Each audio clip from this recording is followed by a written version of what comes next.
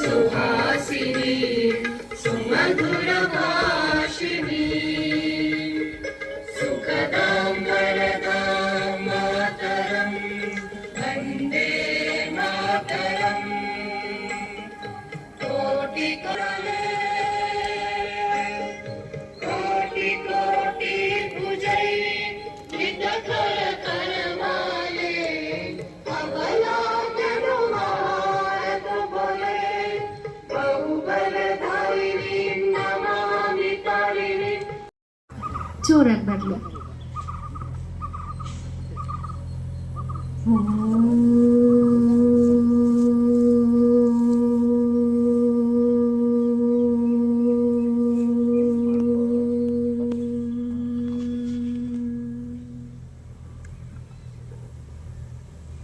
ನಮಸ್ಕಾರ ಸ್ಥಿತಿ. ಕೈಗಳನ್ನು ಜೋಡಿಸಿ ಎಲ್ಲರೂ ನಮಸ್ಕಾರ ಮುದ್ರೆಯಲ್ಲಿರಲಿ.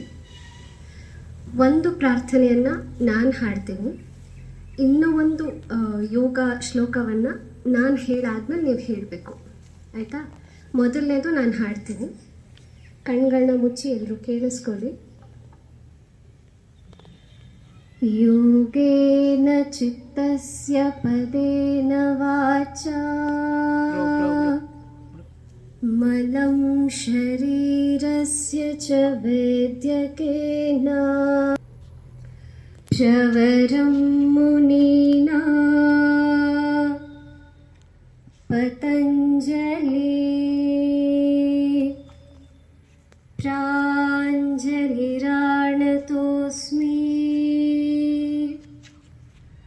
ಓಂ ಶಾಂತಿ ಶಾಂತಿ ಶಾಂತಿ.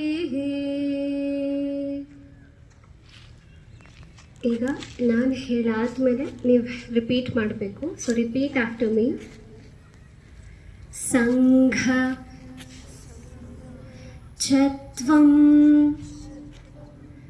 ಸಂವದತ್ವಂ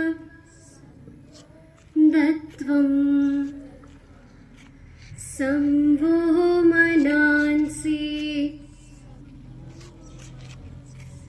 ಜಾನತಾಂ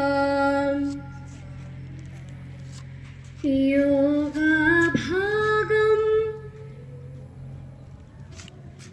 ಯಥಾ ಪೂರ್ವೇ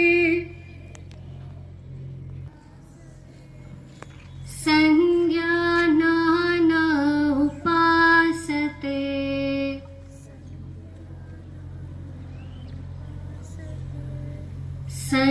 ಸಂಜ್ಞಾನಾನ ಉಪಾಸತೆ.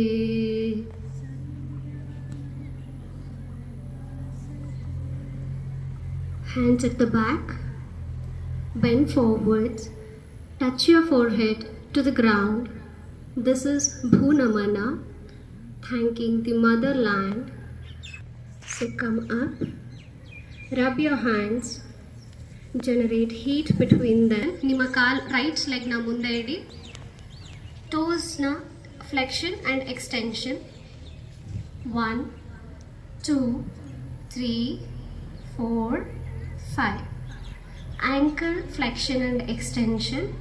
1 2 3 4 and 5. Ankle. ವೇದಿಕೆ ಮೇಲಿರುವಂತಹ ಹಿರಿಯ ದಿನೇಶ್ ಜಿ, ನನ್ನ ಪ್ರೀತಿಯ ಸ್ನೇಹಿತರಾದಂಥ ಹನುಮಂತಾಚಾರ್ಯ ಜೋಶಿ ಮತ್ತು ರಾಕೇಶ್ ಅವರು, ಇಲ್ಲಿ ನೆರೆದಿರ್ತಕ್ಕಂಥ ಎಲ್ಲರೂ, ಯೋಗ ಡೇ, ಯೋಗ ಅಂದ ಕೂಡಲೇ ನಾವು ಮೈ ಬೆಂಡ್ ಮಾಡೋದು ಅಂತ ಅಂದ್ಕೊಂಡಿದ್ದೀವಿ. ಈಗ ನಿಮ್ಮೆಲ್ಲರಿಗೂ ಒಂದು ಸಣ್ಣ ಪ್ರಶ್ನೆ ಕೇಳ್ತೀನಿ, ಒಂದು 2 ನಿಮಿಷ ಮಾತಾಡ್ತೀನಿ, ಅವಕಾಶ ಕೊಡ್ತೀರಾ? ಈಗ ನಿಮ್ಗೆ ಕೂತಿದ್ದೀರಲ್ಲ ಬಿಸಿಲಲ್ಲಿ, ತಡೆಯುವ ತಾಕತ್ತಿದೆಯಾ? ಇದೆ ಅಲ್ವಾ? ಇದೆ ಅಲ್ವಾ? ಅರ್ಧ ಗಂಟೆ ಬಿಸಿಲಲ್ಲಿ ಕೂತ್ಕೊಳ್ಳುವ ತಾಕತ್ತಿದೆ ಅಂತಂದ್ರೆ ದಟ್ ಈಸ್ ಯೋಗ. ಭೂಮಿ ಮೇಲೆ ಬರಿಗಾಲಲ್ಲಿ ನಡೆಯುವ ತಾಕತ್ತಿದೆ ಅಂದ್ರೆ ಅದು yoga. It is not just bending, breathing. Immunity power ಜಾಸ್ತಿ ಆಗತ್ತಾ ಅಂತ. ಆ ಇಮ್ಯುನಿಟಿ ಪವರ್ ಜಾಸ್ತಿ ಆಗೋದಕ್ಕೆ ಪ್ರಾಣಿಗಳ ಹಾಗೆ, go to the forest, see the forest, ಅಲ್ಲಿರೋ ಎಲ್ಲ ಪ್ರಾಣಿಗಳು ಅಥವಾ ಗಿಡ ಮರಗಳು, ನೇಚರ್ ಏನಿದೆ ಅದಷ್ಟು ಕೂಡ ಪವರ್ಫುಲ್. ಸಿಟಿಗೆ ಬಂದ್ರೆ ನಾವೆಲ್ಲ ಸ್ವಲ್ಪ ವೀಕ್. ಆ ವೀಕ್ ಇರೋದನ್ನ ಸ್ಟ್ರಾಂಗ್ ಮಾಡುವಂತದ್ದನ್ನೇ ಯೋಗ. ಫಿಸಿಕಲಿ, ಮೆಂಟಲಿ ನಮ್ಮ ಎನರ್ಜಿ ಲೆವೆಲ್ಸ್ ರೈಸ್ ಆಗಬೇಕು, ಬ್ರೈನ್ ವರ್ಕ್ ಆಗಬೇಕು, ನಮಗೆಲ್ಲ ಅರ್ಥ ಆಗ್ಲಿಕ್ಕೆ ಶುರು ಆಗಬೇಕು, ಕಮ್ಯುನಿಕೇಟಿವ್ ತುಂಬ ಚೆನ್ನಾಗಿರಬೇಕು. ಅದನ್ನೇ ನಾವು ಪದೇನ ವಾಚ ಅಂತ ಕರಿತೀವಿ. ನಮಗೆ ಲಕ್ಷಾಂತರ ಪದಗಳು ಗೊತ್ತಿದೆ. ಆ ಲಕ್ಷಾಂತರ ಪದಗಳಲ್ಲಿ ಕೆಲವು ಪದಗಳನ್ನು ಹೆಕ್ಕಿ ಒಂದು ಸೆಂಟೆನ್ಸ್ ಜೋಡಿಸಿ ಅದಕ್ಕೆ ಒಂದು ಟೋನ್ ಅನ್ನ, ಭಾವನೆಯನ್ನ ತುಂಬಿ ಆ ಹೇಳುವಂತ ಕಮ್ಯುನಿಕೇಶನ್ ಇದೆಯಲ್ಲ, ದಟ್ ಈಸ್ ಯೋಗ. ತುಂಬಾ ಸೂಕ್ಷ್ಮಗಳಿರುತ್ತೆ. ಕೆಳಗಡೆ ಏನೋ ಒಂದು ಕಸ ಬಿದ್ದಿರುತ್ತೆ, ಮೈ ಬೆಂಡ್ ಮಾಡಿ ತಗೊಳ್ಳೋ ಅಂಥದ್ದು ಇದೆಯಲ್ಲ, ಎತ್ತಿ ಅದನ್ನ ಡಸ್ಟ್ಬಿನ್ ಹಾಕೋದು, ದಟ್ ಈಸ್ ಯೋಗ. ಆ ಸೂಕ್ಷ್ಮಗಳ ಜೊತೆ ಬದುಕೋದು. ನೀವೆಲ್ಲ ಓದ್ತಾ ಇದ್ದೀರಿ, ಇನ್ನೊಂದು ಸ್ವಲ್ಪ ವರ್ಷಗಳಲ್ಲಿ ನೀವು ಕೆಲಸಕ್ಕೂ ಸೇರ್ತೀರಿ. ಆ ಓದ್ತಾ ಇದ್ದಾಗ ಕಣ್ಣೆದುರುಗಡೆ ಏನ್ ನೋಡಿದಿರಿ ಅದನ್ನ 1 ಸೆಕೆಂಡ್ ಅಲ್ಲಿ ಗ್ರಾಸ್ ಮಾಡಬಹುದಾ ಅಂತಂದ್ರೆ ದಟ್ ಈಸ್ ಯೋಗ. ಇಲ್ಲಿ ಯೋಗ ಟೀಚರ್ ಆಗಬೇಕು ಅಂತ ಬರ್ತಾರಲ್ಲ, ಅವರಿಗೆ ಟ್ರೈನಿಂಗ್ ಮಾಡ್ತೀವಿ. Most of the people who come to this course is all from outside. ಹಿಂಗಾಗಿದೆ ಅಂದರೆ what we call as most important aspects of yoga, ಅದು ಹೆಚ್ಚಿನದೆಲ್ಲದನ್ನು ಕಲಿತಾ ಇರೋರು ಹೊರಗಡೆಯಿಂದ ಬಂದಿರೋರು. ನಮ್ಮಲ್ಲಿ ಸ್ವಲ್ಪ ಹಿಂದಿನ ಬಂದ್ಕೊಂಡ್ಬಿಟ್ಟಿದೆ. ಈಗ ಒಂದು 200-300 ವರ್ಷದಿಂದ ನಮ್ದೇನೋ ಒಂದು ಪ್ರಾಕ್ಟೀಸ್ ಇರುತ್ತೆ, ನಮ್ಮ ಅಮ್ಮ ಹೇಳಿರ್ತಾರೆ ಅಥವಾ ನಮ್ಮ ಅಜ್ಜಿ ಹೇಳಿರ್ತಾರೆ, ಅದು ಅಷ್ಟೊಂದು ಇಷ್ಟ ಆಗಲ್ಲ. ಯಾವುದೋ ಒಂದು ತುಂಬ ಕೂಲಾಗಿ ಇಂಗ್ಲೀಷಲ್ಲಿ ಸ್ವಲ್ಪ ಫ್ಯಾನ್ಸಿ ವರ್ಡ್ಸ್ ಹಾಕಿ ಹೇಳಿದಾಗ ತುಂಬ ಚೆನ್ನಾಗಿ ಅಂತ ಅನಿಸುತ್ತೆ. ಇದು ನಮಗೆ ಸುಮಾರು 16ನೇ ಸೆಂಚುರಿಯಿಂದ ನಮಗೆ ಕೊಟ್ಟಿರುವಂತಹ ಕಾಂಟ್ರಿಬ್ಯೂಷನ್ ಬ್ರಿಟಿಷರಿಂದ ತಗೊಂಬಂದ್ಬಿಟ್ಟಿದ್ವಿ. ವಾಟ್ ಈಸ್ ವೆರಿ ಇಂಟ್ರೆಸ್ಟಿಂಗ್ ಇವಾಗ ಅಂತಂದ್ರೆ, ಇದೇ ಯೋಗದ ಪ್ರಾಕ್ಟೀಸ್ಗಳನ್ನ, ಆಸನಾಸು, ಈಗ ಪ್ರಾಣಾಯಾಮನ ಬ್ರೆತ್ ವರ್ಕ್ ಅಂತ ಕರೆಯಕ್ಕೆ ಶುರು ಮಾಡಿದ್ದಾರೆ, ಮೆಡಿಟೇಷನ್ನ ಗ್ರೌಂಡಿಂಗು ಅಂತ ಕರಿತಿದ್ದಾರೆ, ಆಲ್ಟರ್ನೇಟಿವ್ ನಾಸ್ಟ್ರಲ್ ಬ್ರೀದಿಂಗು. ನೀವು ಹೊಸ ತುಂಬ ಫ್ಯಾನ್ಸಿ ವರ್ಡ್ಸ್ಗಳು ಕೇಳ್ತೇವೆ. ನೀವು ಅದನ್ನು ಕೂತು ಪ್ರಾಕ್ಟೀಸ್ ಮಾಡಿದಾಗ ಅಥವಾ ಅದ್ರ ಬಗ್ಗೆ ಒಂದು ಸ್ವಲ್ಪ ಓದ್ದಾಗ ಗೊತ್ತಾಗುತ್ತೆ, ಇದನ್ನೇ ಅಲ್ವಾ ನಮ್ಮನೆ ನಾನು ಹೇಳ್ತಾ ಇದ್ದಿದ್ದು, ನಮ್ಮ ಅಜ್ಜಿ ಹೇಳಿದ್ದಿದೆ ಅಲ್ವಾ ಅಂತ. ಇದು ನಮ್ಮಲ್ಲಿ ಅರಿಶಿಣವನ್ನ ಮಿಕ್ಸ್ ಮಾಡಿ ಕುಡಿಯುವಂತಹ ಹಾಲನ್ನ ಕ್ಯಾಫೆ ಏನದು ಟರ್ಮರಿಕ್ ಲ್ಯಾಟೆ ಅಂತ ಕರೀತಾರೆ. ಕೊನೆಗೆ ಎಂತ ಅಂತ ನೋಡಿದ್ರೆ ಅದು ನೀವು ಅರಿಶಿಣ ಹಾಕ್ಬಿಟ್ಟು ಕುಡಿದಿರೋದು ಏನು ಹಾಲು ಅಷ್ಟೇ. ನಮ್ಮ ಮನೆಯಲ್ಲಿ ಕೊಡ್ತಿದ್ರು, ನಮ್ಮ ಅಜ್ಜಿ ಹೇಳ್ತಿದ್ರು, ಹೋಗ್ ನಾನು ಹಾಲು ಕುಡಿಯಲ್ಲ ಮಲಗಬೇಕಾದ್ರೆ ಅಂತಿದ್ವಿ. ಟರ್ಮರಿಕ್ ಲ್ಯಾಟೆ ಅಂದ ತಕ್ಷಣ ಸಖತ್ ಖುಷಿ ಆಗುತ್ತೆ. ಇದನ್ನೇ ಮಿಕ್ಸ್ ಮಾಡಿ ಹೊಸ ಪ್ರೆಸೆಂಟೇಷನ್ ಮಾಡಕ್ಕೆ ಶುರುವಾಗಿದೆ. ಚಿಕ್ಕದಾಗಿ ಹೇಳಬೇಕು ಅಂತಂದ್ರೆ, ನಾವಿಲ್ಲೆಲ್ಲ ಏನು ಕೂತ್ಕೊಂಡಿದೀವಲ್ಲ, ನಾವು we are always bridge between the previous generation ಮತ್ತೆ ನೆಕ್ಸ್ಟ್ ಜನರೇಷನ್. ಸೊ ಯಾವ್ದು ಸ್ವಲ್ಪ ಒಳ್ಳೆ ಪ್ರಾಕ್ಟೀಸ್ ಇದೆ, ಯಾವುದು ನಮ್ಗೆ ಒಳ್ಳೇದಾಗುತ್ತೆ ಮತ್ತು ನೆಕ್ಸ್ಟ್ ಜನರೇಷನ್ಗೆ ಬೇಕು ಅಂತಿರುತ್ತೆ, ಆ ಥರದ್ದು ಎಲ್ಲ ಪ್ರಾಕ್ಟೀಸ್ಗಳನ್ನು, ಯೋಗ ಆಸನದಿಂದ ಹಿಡಿದು ಉಳಿದಿದ್ದೆಲ್ಲ ಚಿಕ್ಕ ಪುಟ್ಟ ಪ್ರಾಕ್ಟೀಸ್ಗಳನ್ನು ಅದನ್ನು ನಾವು ಉಳಿಸ್ಕೊಳ್ಳೋಣ. ಒಂದು ಸ್ವಲ್ಪ ನೆಕ್ಸ್ಟ್ ಜನರೇಷನ್ಗೆ ಒಂದು ದಾಟಿಸಿ ಹೋಗೋಣ. ನೀವು ಯಾವಾಗ್ಲೂ ಒಂದು ಬ್ರಿಡ್ಜ್ ಆಗಿ ಉಳ್ಕೊಂಡಿರ್ತೀವಿ. ಇಲ್ಲ ಅಂದ್ರೆ ಮುಂದಿನ ಜನರೇಷನ್ ಅವರೆಲ್ಲ ಈಗ ಆಲ್ರೆಡಿ ತುಂಬ ಶುರುವಾಗಿ ಹೋಗ್ಬಿಟ್ಟಿದೆ. ಹೊರಗಡೆಯಿಂದ ಬಂದ್ಬಿಟ್ಟು ನಮಗೆ ಕಲಿಸ್ಕೊಡ್ತಾರೆ. ಎಲ್ಲ ಕೂತಿರ್ಗಿ ನೋಡಿದಾಗ ಇದು ಮುಂಚೆ ನಮ್ಮಲ್ಲಿತ್ತು ಅನ್ನೋ ಥರ ಆಗ್ತಿದೆ. ಅದು ಸ್ವಲ್ಪ ತಲೆಯಲ್ಲಿ ಇಟ್ಕೊಳ್ಳೋಣ, ದುಡ್ಡು ಮಾಡೋಣ, ಹೆಸರು ಮಾಡೋಣ, ನಮ್ಮದೇ ಒಂದು ಜೀವನ ಕಟ್ಕೊಳ್ಳೋಣ. ಜೊತೆಗೆ ನಮ್ಮ ಸಂಪ್ರದಾಯದಲ್ಲಿ, ನಮ್ಮ ಸಂಸ್ಕೃತಿನಲ್ಲಿ ಒಂಚೂರು ಒಳ್ಳೇದು ಏನೇನಿರುತ್ತೆ ಅದನ್ನ ಹೆಕ್ಕಿ ಅದನ್ನು ಉಳಿಸ್ಕೊಂಡು ನೆಕ್ಸ್ಟ್ ಕೊಟ್ಟು ಹೋಗೋಣ. ಈ ರಿಲೇ ಆಡ್ತಾರೆ ನೋಡಿ, ಈ ಥರ ದೊಡ್ಡ ಗ್ರೌಂಡ್ ಇದ್ರೆ ಮಾತ್ರ ಆಡಕ್ಕೆ ಸಾಧ್ಯ, ಇಲ್ಲಾಂದ್ರೆ ಬರೀ ವಿಡಿಯೋದಲ್ಲಿ ನೋಡ್ಬೇಕಷ್ಟೇ. ಈ ರಿಲೇ ಆಡಬೇಕಾದ್ರೆ ಆ ಬ್ಯಾಟನ್ನು ಹಿಡಿದುಕೊಂಡು ನಾವು ಓಡ್ತಿರೋರು ಮುಂದಿನವ್ರಿಗೆ ಕೊಟ್ಟು ಹೋಗ್ತೀವಲ್ಲ, ಜೀವನದ ಒಂದು ಪಾರ್ಟು ಆ ಥರನೂ ಇರುತ್ತೆ. ಕೆಲವೊಂದಷ್ಟನ್ನು ನಾವು ನೆಕ್ಸ್ಟ್ ಜನರೇಷನ್ಗೆ ಕೊಟ್ಟು ನಮ್ಮ ರನ್ನಿಂಗ್ ರೇಸ್ ಮುಗಿಸ್ಬೇಕು. ಸೊ ಹಂಗಾಗಿ ಏನೇನು ಒಳ್ಳೇದಿರುತ್ತೆ ಒಂದು ನೆಕ್ಸ್ಟ್ ಜನರೇಷನ್ ಕೊಡೋವರೆಗೆ ಸ್ವಲ್ಪ ನಾವು ಕಲ್ತ್ಕೊಂಡಿರೋಣ. ಇದಕ್ಕಿಂತ ಜಾಸ್ತಿ ಈ ಬಿಸಿಲಲ್ಲಿ ಹೇಳಿದ್ರೆ ಯೋಗನೂ ಬೇಡ, ಏನು ಬೇಡ, ಹೋಗಿ ಮಲ್ಕೊಂತೀವಿ ಅಂತೀರ. ಒಳ್ಳೇದಾಗಲಿ. ನಮ್ಮ ಸಂಸ್ಕೃತಿನ ಒಂದು ಸ್ವಲ್ಪ ಉಳಿಸ್ಕೊಳ್ಳೋಣ, ಒಳ್ಳೇದನ್ನ ಇಟ್ಕೊಳ್ಳೋಣ.